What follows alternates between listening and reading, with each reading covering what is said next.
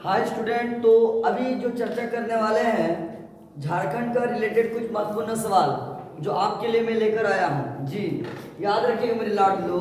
हिरनी झरना, कौन सा झरना बताएं?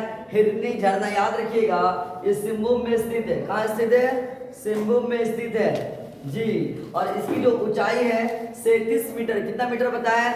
37 मीटर हिरनी जलप्रपात की ऊंचाई है। और याद रखिएगा 121 फीट है। झारखंड का सबसे ठंडा स्थान, बहुत इंपॉर्टेंट सवाल है, याद रखिएगा। झारखंड का सबसे ठंडा स्थान जो है वो नेतरहाट है। क्या है? नेतरहाट, जिसे पहाड़ों की मलिका भी कहा जाता है। पहाड़ों की मलिका किसे कहा जाता है? तो नेतरहाट को कहा जाता है। और याद रखिएगा मेरे लाडलो, इसे छोटा नागपुर की रानी के नाम से भी जाना जाता है। स्थानीय भाषा में नेतरहाट का मतलब होता है, स्थानीय भाषा में नेतरहाट का मतलब होता है बांस का बाजार। कौन सा बाजार बताएं? बांस का बाजार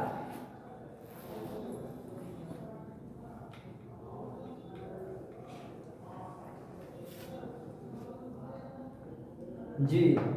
याद रखिएगा नेतरहाट का स्थानीय भाषा में मतलब क्या होता है? बांस का बाजार। कौन सा बाजार बताएं? बांस का बाजार जी। याद रखिएगा ये नेतरहाट, याद रखिएगा मेरे लाडलो कि लातेहार जिला में स्थित एक गांव है। लातेहार जिला में स्थित एक गांव है जी। और याद रखिएगा अमानत नदी की बात हो रही। कौन सा नदी?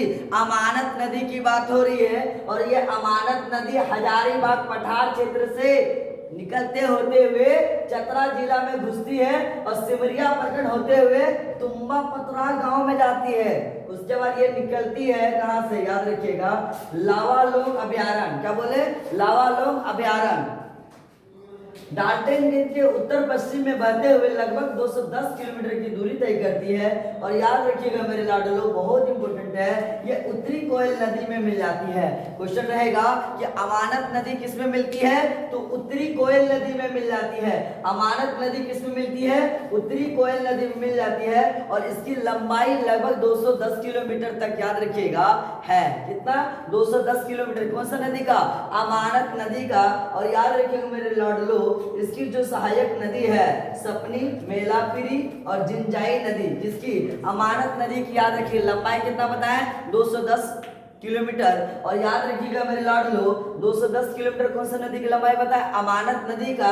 और अमानत नदी याद रखिए कहाँ मिलती है? उत्तरी कोयल में। कौन सा कोयल बताएं? उत्तरी कोयल बताएं आपको।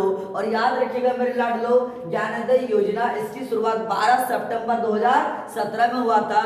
शिक्षा को सुधारने के लिए, शिक्षा की गुणवत्ता को बढ़ाने के लिए, याद रखिएगा उसका उद्देश्य है विद्यालयों के शिक्षकों को मुफ्त में टेबलेट प्रदान करना जी।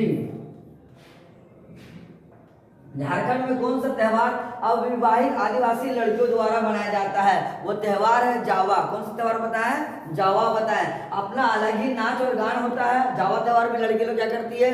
अविवाहित लड़की क्या करती है? नाचती है और गाना गाती जी। ये अच्छी प्रजनन क्षमता और बेहतर घर की उम्मीद के लिए मुख्य रूप से आयोजित किया जाता है।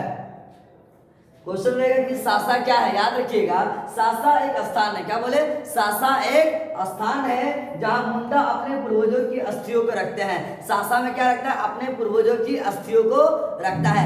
ऐसा ही वीडियो देखने के लिए हमारे चैनल को सब्सक्राइब करें। वीडियो पसंद है वीडियो को लाइक करना ना भूलें, अपने दोस्तों में शेयर करना ना भूलें। जय हिंद, थैंक यू।